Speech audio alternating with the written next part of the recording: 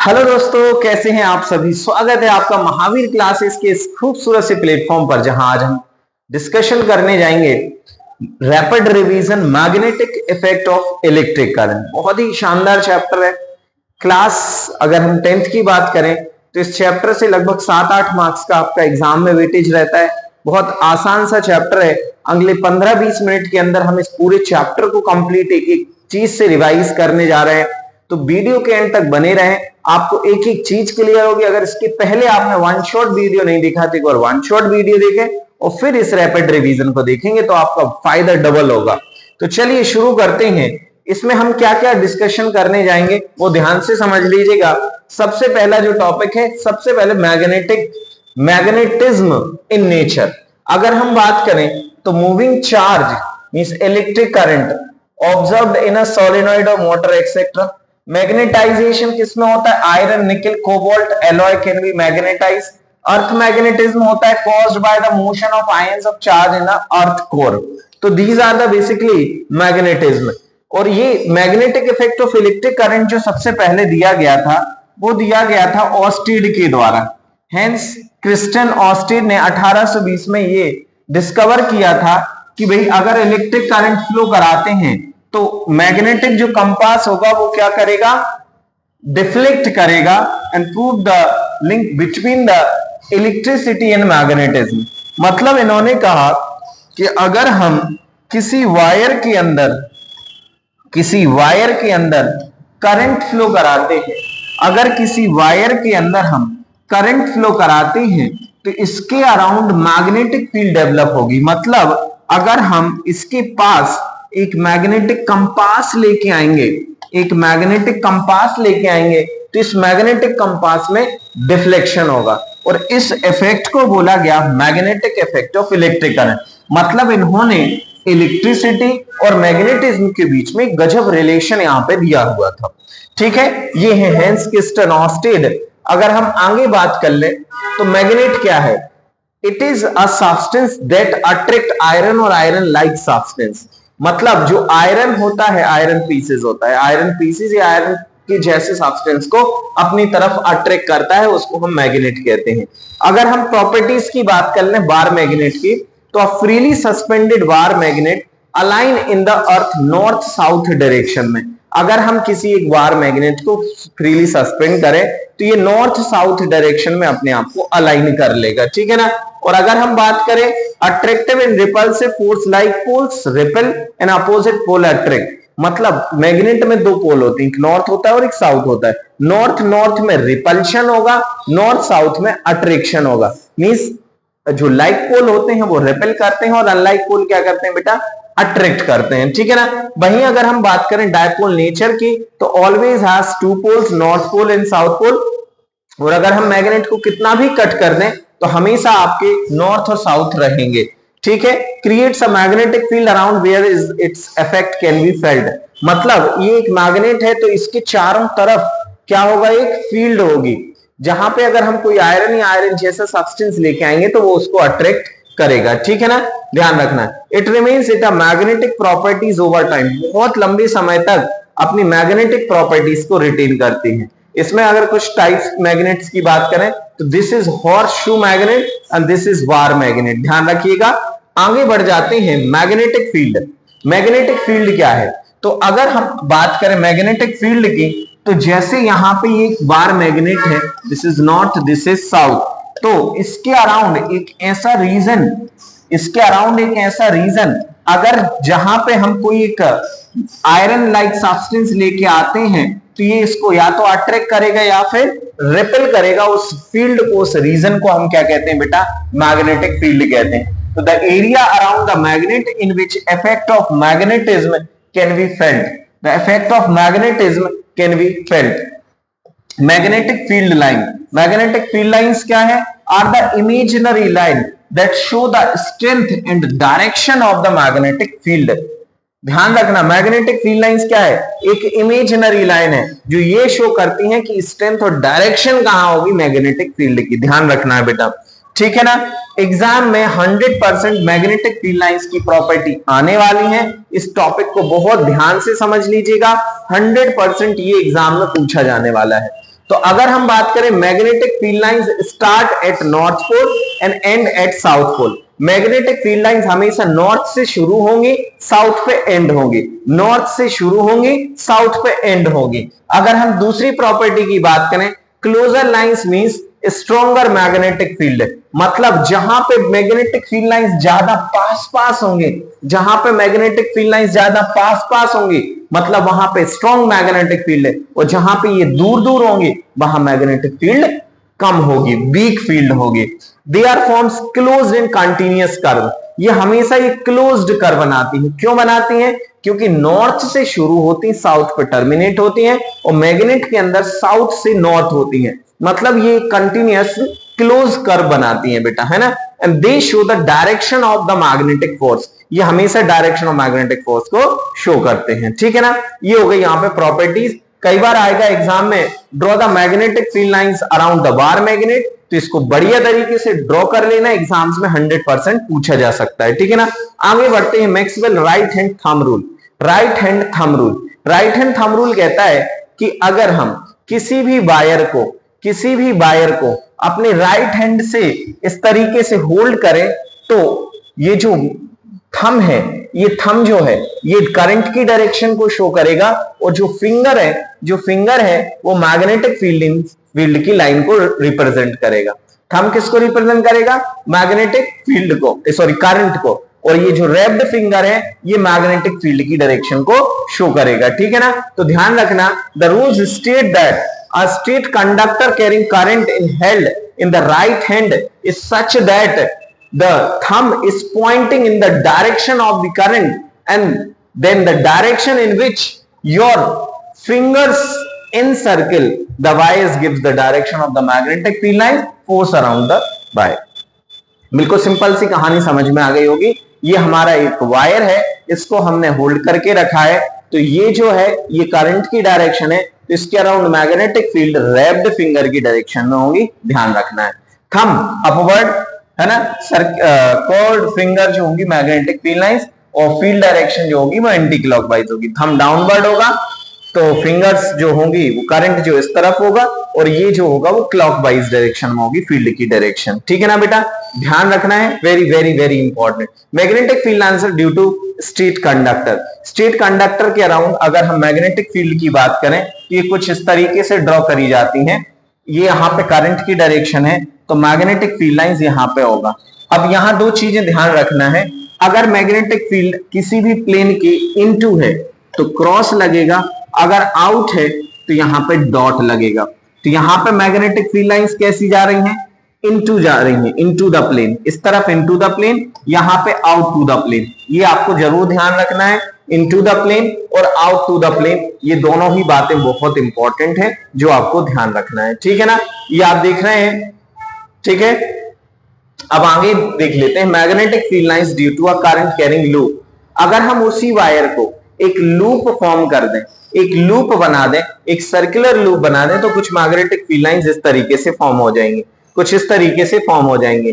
तो किसी भी अगर हम पॉइंट पर मैग्नेटिक फील्ड लाइंस को ड्रॉ करते हैं तो ध्यान रखिएगा बेटा, अगर हम किसी भी एक सर्कुलर लूप के लिए मैग्नेटिक फील्ड लाइंस को ड्रॉ करते हैं तो एक पॉइंट को हम एज अ रेफरेंस बना लेंगे, एक पॉइंट को एज अ रेफरेंस बना लेंगे, और ये बहुत सारे कॉन्सेंट्रिक सर्कल्स यहाँ पे फॉर्म होंगे, कॉन्सेंट्रिक सर्कल फॉर्म होंगे, और बीच में जो फील्ड होगी वो एक सीधी स्ट्रेट लाइन बन जाएगी। सीधी बीच में एक क्या बनेगी, यहाँ पे एक स्ट्रेट लाइन फॉर्म कर लेगी, जो आप सामने यहाँ पे देख रहे हैं। तो अगर एग्जाम में क्वेश्चन आता है तो ड्रॉ करने आएगा, और इस तरीके से आपको ड्रॉ करना है, ठीक है ना। सोलेनॉइड की अगर हम बात कर लें तो सोलेनॉइड क्या है कि जब किसी भी वायर को एक सिलिंड्रिकल फॉर्म में, किस फॉर्म में, एक सिलिंड्रिकल फॉर्म में बना दिया जाए तो ये बन जाता है सोलेनॉइड। ध्यान रखना बेटा, ये क्या होता है? सोलेनॉइड होता है, ध्यान रखेंगे, ये क्या है? सोलेनॉइड है। अब इस सोलेनॉइड की अगर हम बात करें तो अगर ये करंट कुछ ऐसे फ्लो कर रहा है, डायरेक्शन देखते हैं क्लॉकवाइज, तो एक बन जाएगा आपका नॉर्थ पोल और एक बन जाएगा आपका साउथ पोल। तो this is north, this is south. तो नॉर्थ से मैग्नेटिक फील्ड लाइन जाएंगी साउथ पे, अंदर लाइन पैरेलल होती है, ध्यान रखना, अंदर लाइन जो होंगी वो कैसे होंगी? Parallel, north to south, north to south. So a coil में circular turns insulated copper wire wrapped closely in the shape of cylinder, closely shape in the form of cylinder outside of the solenoid, the north to south, inside the solenoid south to north. Factors क्या होते हैं? Number of turns जितने ज्यादा होंगे coil में या amount of current जितना ज्यादा होगा वहां पे मैग्नेटिक फील्ड लाइंस उतनी ज्यादा होंगी। ठीक है, ये आपको ध्यान रखना है सोलेनोइड के केस में। ये एग्जाम में ड्रॉ करने आ सकता है कि draw the magnetic field lines around the solenoid, तो ये बढ़िया तरीके से आपको याद रखना है, बनाना है। अब आप देखिएगा वर्क यहां पे इलेक्ट्रोमैग्नेट और परमानेंट मैग्नेट में क्या डिफरेंस है। अच्छा, ये इलेक्ट्रोमैग्नेट कब बनेगी? अगर हम इस कॉपर वायर को किसी भी एक सॉफ्ट आयरन कोर के ऊपर बाउंड कर दें तो ये बन जाता है इलेक्ट्रोमैग्नेट। बेटा ध्यान रखना, जब हम किसी भी, ये सॉफ्ट आयरन कोर है, इस सॉफ्ट आयरन कोर के ऊपर ये कॉपर वायर को बाउंड करेंगे और फिर हम सर्किट लगाएंगे तो ये जो है ये क्या बन जाएगा, यहाँ पे एक मैग्नेट बन जाएगी, स्ट्रॉन्ग मैग्नेट बन जाएगी जिसको इलेक्ट्रोमैग्नेट कहेंगे। और इलेक्ट्रोमैग्नेट जो होता है वो बार मैग्नेट के जैसे बिहेव करना शुरू कर देता है। ठीक है ना, ये बिल्कुल ऐसे बार मैग्नेट, मतलब अगर एक नॉर्थ है ये एक साउथ है तो मैग्नेटिक फील्ड लाइन साउथ से नॉर्थ होंगी, साउथ से नॉर्थ की तरफ जाएंगे, ये आपको ध्यान रखना है। ठीक है ना, ये मैग्नेटिक फील्ड लाइंस आपको ड्रॉ करके रखनी है, प्रैक्टिस करना है क्योंकि एग्जाम में ड्रॉ करने जरूर आएंगे। ठीक है, अब एक डिफरेंस देख लीजिएगा, बहुत आसान सा डिफरेंस है।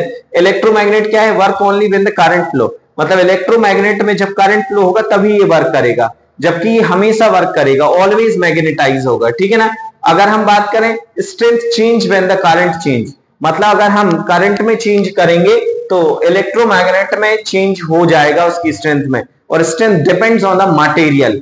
ठीक है, नेक्स्ट की अगर बात करें, lose magnetism when current stop, मतलब अगर हम करंट को फ्लो करना बंद कर दें तो इलेक्ट्रोमैग्नेट वर्क करना बंद कर देगी, और वहीं लूज मैग्नेटिज्म परमानेंटली इफ डीमैग्नेटाइज्ड, क्या किया जाए? अगर डीमैग्नेटाइज किया जाए। ठीक है ना, needs electricity to stay magnetic, मतलब अगर इसको मैग्नेटाइज हुए रखना है या मैग्नेट तो करंट कंटिन्यू चाहिए बढ़ेगा, नो इलेक्ट्रिसिटी इज रिक्वायर्ड।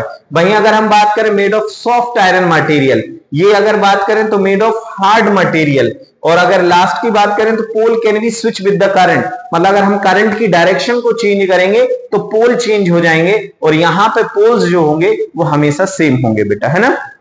तो ये डिफरेंस था किसके बीच में? इलेक्ट्रोमैग्नेट और परमानेंट मैग्नेट के बीच में। अगर हम आगे बात करें, force on a circular current carrying conductor, है ना, मतलब एक वायर जिसमें करंट फ्लो कर रहा है उसमें फोर्स क्या लगेगा, ये एक्टिविटी है, आपको एग्जाम में पूछी जा सकती है। ठीक है ना, तो इसके लिए आपको सिंपल सी बात याद रखना है।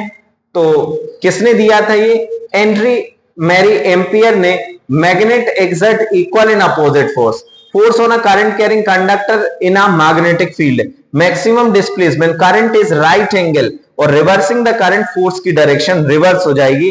और इसके लिए एक रूल याद रखना है जिसको हम बोलते हैं फ्लेमिंग लेफ्ट हैंड रूल।